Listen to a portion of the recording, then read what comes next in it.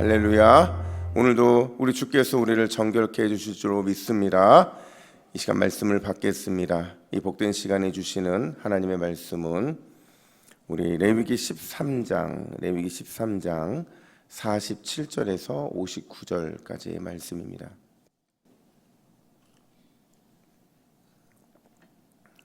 구약성경 164면 레위기 13장 47절에서 59절까지의 말씀, 일상을 향한 거룩의 열정이라는 제목으로 말씀을 받겠습니다. 우리 47절부터 마지막 59절까지 함께 교독합니다. 만일 의복에 나병 색점이 발생하여 털옷에나 배옷에나 배나 털의 날에나 씨에나 혹 가죽에나 가죽으로 만든 모든 것에 있으되 그 의복에나 가죽에나 그 날에나 씨에나 가죽으로 만든 모든 것에 병색이 푸르거나 붉으면 이는 나병의 색점이라 제사장에게 보일 것이요 제사장은 그 색점을 진찰하고 그것을 이레 동안 간직하였다가 이레 만에 그 색점을 살필지니 그 색점이 그 의복의 날에나 씨에나 가죽에나 가죽으로 만든 것에 퍼졌으면 이는 악성 나병이라 그것이 부정하므로 그는 그 색점 있는 의복이나 털이나 배의 날이나 씨나 모든 가죽으로 만든 것을 불사를지니 이는 악성 나병인즉 그것을 불사를지니라. 그러나 제사장이 보기에 그 색점이 그 의복의 날에나 씨에나 모든 가죽으로 만든 것에 퍼지지 아니하였으면 제사장은 명령하여 그 색점 있는 것을 빨게 하고 또 이레 동안 간직하였다가 그 빤 곳을 볼지니 그 색점의 빛이 변하지 아니하고 그 색점이 퍼지지 아니하였으면 부정하니 너는 그것을 불사르라. 이는 가죽에 있든지 속에 있든지 악성 나병이니라. 빤 후에 제사장이 보기에 그 색점이 엷으면 그 의복에서나 가죽에서나 그 날에서나 씨에서나 그 색점을 찢어버릴 것이요 그 의복의 날에나 씨에나 가죽으로 만든 모든 것에 색점이 여전히 보이면 재발하는 것이니 너는 그 색점 있는 것을 불사를지니라. 내가 빤 의복의 날에나 씨에나 가죽으로 만든 모든 것에 그 색점이 벗겨졌으면 그것을 다시 빨아야 정하리라. 함께 했습니다. 이는 털에나 배옷이나 그 날에나 씨에나 가죽으로 만든 모든 것에 발생한 나병 색점에 정하고 부정한 것을 진단하는 규례니라. 아멘. 여러분 일주일간 레위기를 쳐서 감 떨어지셨죠? 아닌가요? 제가 정리를 잠깐 해보면 우리가 5대 제사를 했어요. 제사 규례에 대해서도 다뤘어요. 그리고 제사장 위임 관련된 것들을 함께 다뤘습니다. 여러분 레위기에서 왜 이런 것들을 자꾸 이야기하는 것이냐? 왜냐면요, 이 부정의 문제를 해결하기 위함이라는 거죠. 다시 말하자면 부정한 상태를 정한 상태가 되게 함으로 인해서 궁극적으로는 우리가 하나님 앞에 제대로 서기 위해서 지금 레위기에서 이런 것들을 하고 있는 겁니다. 근데 중요한 건 뭐냐면 점점 그 영역이 확대되고 있다는 거예요. 이런 부정의 문제가 단지 성막 중심으로 하는 제사뿐만 아니라 우리의 실생활까지도 이 문제를 처리해야 되는 숙제가 놓여 있다는 거예요. 그래서 먹을 수 있는 것과 먹을 수 없는 것을 구별해야 되는 것, 또 나병과 같은 이 악성 피부 질환의 문제를 해결해야 하는 것, 바로 이게 굉장히 중요했는데 여러분 이러한 것들을 그러니까 뭐 성막에서나 일상생활에서나 이 부정한 것을 정결하게 하기 위해서 필요했던 사람이 누구였죠? 제사장이었습니다. 그러니까 제사장은 이 실생활의 부정의 문제를 처리함에 있어서도 필요했다는 거죠. 따라서 어떻게 그들이 처신해야 되느냐? 첫 번째는 신중하게 해야 된다고 제가 말씀을 드렸어요. 두 번째는 백성들을 보살핀다는 관점에서 반드시 이 일을 처리해야 됐다라는 겁니다. 오늘 본문도 계속해서 이 실생활과 관련된 부정의 문제를 다루고 있는데 어떤 문제냐? 우리 47절과 48절 말씀 같이 있습니다. 시작. 만일 의복에 나병 색점이 발생하여 털옷에나 배옷에나 배의 털의 날이나 씨에나 혹 가죽이나 가죽으로 만든 모든 것에 있으되. 여러분 여기서 보면 나병 색점이라는 게 등장하잖아요. 근데 제가 첫날 이 악성 피부병 관련된 것도 말씀을 드렸지만 솔직하게 보면 이게 이제 원래대로 번역을 해보면 그냥 이런 나병, 우리가 아는 그 나병이 아니거든요. 여기도 나병 색점이라는 게요, 쉽게 설명하면 악성 곰팡이가 피었다라는 겁니다. 그러니까 의복에 악성 곰팡이가 생겼어요. 이걸 과연 어떻게 처리해야 하는가 하는 것이 오늘 본문이 보여주고 있는 내용이라는 거죠. 두 가지 강조점이 있는데, 첫 번째는 일상 영성이 진짜 영성의 척도라는 것을 보여주기 위해서 오늘 이 얘기를 하고 있는 겁니다. 자, 일상 영성이라는 게 뭐냐면 우리가 삶에서 살아내는 그 삶의 원동력을 말해주고 있는 거예요. 근데 그게 어떠한 모습이냐가 우리가 진짜 경건한 사람인지를 보여주고 있다라는 거죠. 오늘 본문을 묵상하면 보면 한 가지 의문이 드는 게 있어요. 그게 뭐냐면 49절 말씀인데요. 우리 49절 말씀도 같이 한번 읽도록 하겠습니다. 시작. 그 의복에나 가죽에나 그 날에나 시에나 가죽으로 만든 모든 것에 병색이 푸르거나 붉으면 이는 나병의 색점이라 제사장에게 보일 것이요. 아멘. 여러분, 이 의복에 생긴 곰팡이, 이게 뭐길래 굳이 이 문제를 해결하기 위해서 이 바쁜 제사장이 필요한 걸까? 굳이 그 문제를 판결하기 위해서 제사장이 필요한 이유가 뭘까라는 것이 저의 의문이었다는 거죠. 근데 여러분 깊게 생각해 보면요, 몸에 생긴 악성 피부병이라든지 아니면 의복에 생긴 악성 곰팡이라는 거지, 이런 것들을 제사장에게 반드시 보여야 하는 이유가 있더라는 거죠. 그 이유가 뭐냐? 하나님이 원하시는 정결함이 있어요. 하나님이 원하시는 거룩함의 영역이 있어요. 이 정결함과 거룩함의 영역이 어디까지여야 하는가를 보여주기 위해서 오늘 이 제사장이 필요했다라는 겁니다. 그러니까 쉽게 말하면 여러분, 우리의 거룩한 삶은 교회에서의 신앙생활에만 국한되는 겁니까? 아니면 우리의 일상까지도 그래야 되는 겁니까? 당연히 알죠. 일상까지 그래야 한다는 거예요. 그러니까 주일뿐만 아니라 월요일부터 토요일까지의 모든 일상이 하나님은 거룩해지기를 원하셨다라는 거예요. 우리가 거룩해져서 그 일을 거룩함과 정결함 가운데 살아가기를 원하셔서 그래서 제사장이 필요했다라는 거죠. 쉽게 말하면 그들을 파송한 거예요. 그들이 성막과 또 그곳에서 일하는 것뿐만 아니라 그곳에 몰려드는, 평일에 몰려드는 모든 사람들을 돌볼 수 있도록, 또 그들을 직접 찾아가거나 부정한 것이 없는지 살핌으로 인해서 이 무조건 부정한 것들을 정결해질 수 있도록 도와주는 일, 그걸 위해서 제사장을 하나님께서 그들에게 보내셨다라는 겁니다. 여러분, 교회 역사에 보면 이 17세기 평신도였던 로렌스 형제라는 사람의 이야기가 등장을 해요.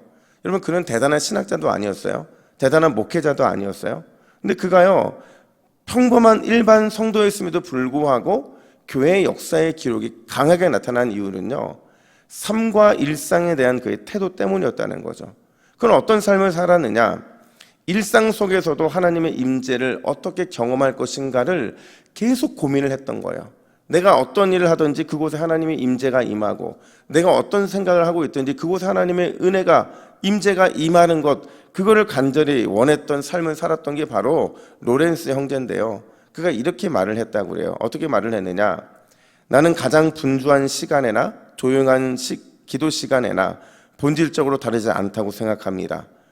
그릇 부딪히는 소리와 소음이 가득하고 많은 사람들이 동시에 내게 무엇인가를 요구하는 부엌에서도 나는 정해진 시간에 기도할 때처럼 평화롭게 하나님의 임재를 유지합니다. 우리 같이 읽어볼까요? 시작.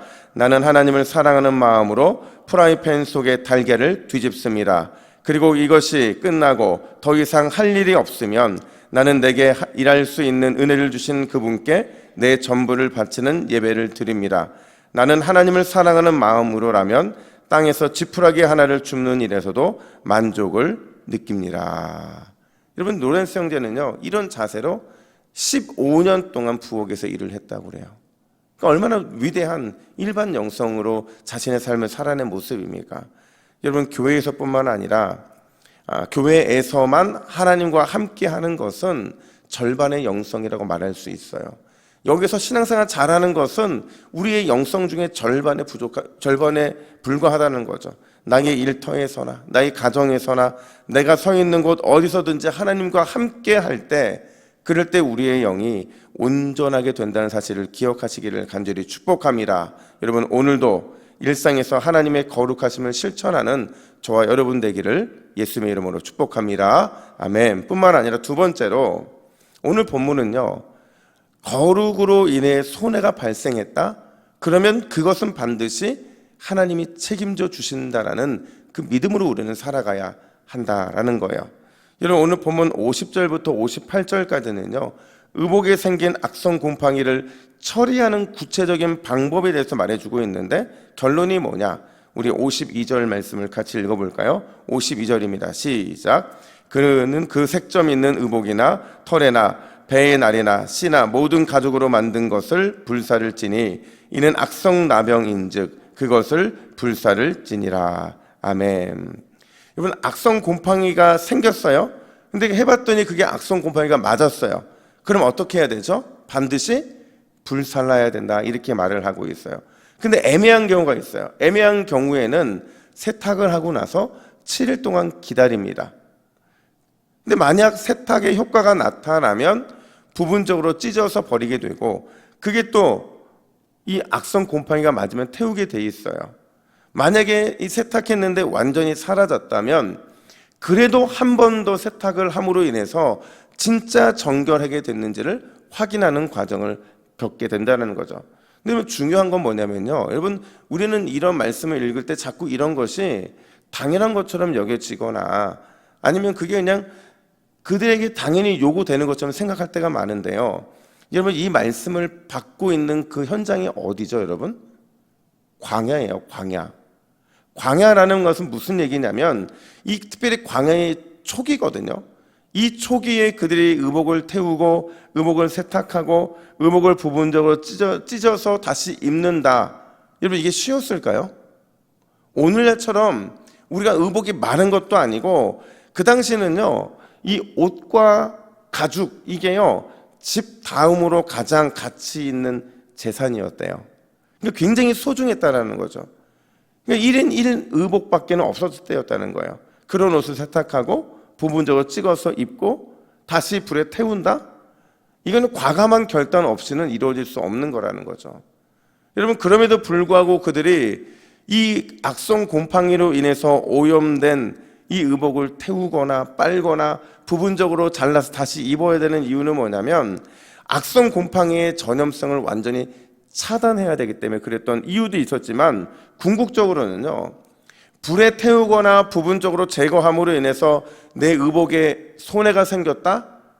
거룩을 위한 이 손해는 하나님이 반드시 채워주실 것이라는 확신이 그들 가운데 있었기 때문에 가능했다라는 거죠. 여러분, 그걸 어떻게 알 수 있느냐? 우리 신명기 29장 5절부터 6절 말씀을 같이 읽습니다. 시작. 주께서 40년 동안 너희를 광야에서 인도하게 하셨거니와 너희 몸의 옷이 낡아지지 아니하였고 너희 발의 신이 헤어지지 아니하였으며 주는 너희의 하나님 여호와이신 줄을 알게 하려 하심이니라. 아멘. 여러분, 광야 40년 동안 옷이 낡아지지 아니하고 발의 신이 헤어지지 아니하였다. 이거 어떻게 발생한 겁니까? 이게 그냥 평범한 일이라고 말할 수 있겠어요? 아니라는 거죠. 하나님께서 비상적인 은혜를 주셨기 때문에, 다시 말하면 그들이 거룩을 위해서 자기 스스로를 정결케 하고 거룩하게 하기 위해서 애썼기 때문에 그 책임을 누가 지셨다는 거예요? 하나님이 지셨다는 겁니다. 하나님이 지셔서 반드시 그 손해를 갚아 주셨다라는 거예요. 사랑하는 여러분, 하나님은 우리가 거룩으로 인해 손해볼 때 반드시 그 손해를 갚아주시는 분이신 줄로 믿습니다. 반드시 거룩을 위한 헌신에 책임지시는 분, 그분이 우리 하나님이시라는 거예요. 그러니까 우리는 믿음을 위해서 이 거룩과 정결을 지키기 위한 믿음의 도전 앞에서 망설일 필요가 전혀 없다는 거예요. 내가 주님이 원하는 대로 선택하면 반드시 주님께서는 우리를 책임져 주실 것이기 때문에 그렇다는 겁니다. 그렇다고 한다면 우리는 더욱 거룩한 삶을 살아갈 수가 있어요. 더 열심히 예수님을 닮아가야 되는 그 삶을 온전히 살아갈 수 있게 된다는 겁니다. 여러분, 오늘도 거룩의 손해를 책임져 주시는 하나님, 그 하나님을 굳게 믿고 더욱 거룩을 향해 나아가는 저와 여러분 되기를 예수님의 이름으로 축복합니다. 아멘. 우리 화면 보시고 같이 기도의 제목을 읽습니다. 시작. 주여, 일상의 거룩을 통해 온전한 성도로 승리하는 삶을 살게 하옵소서. 거룩의 손해를 책임져 주시는 하나님을 굳게 믿고 더욱 거룩을 향해 도전하게 하옵소서. 아멘. 함께 기도하겠습니다. 하나님 아버지, 하나님의 우리에게 원하시는 거룩은 교회에서만의 거룩이 아니라 우리의 일상에서의 거룩인 줄로 믿습니다.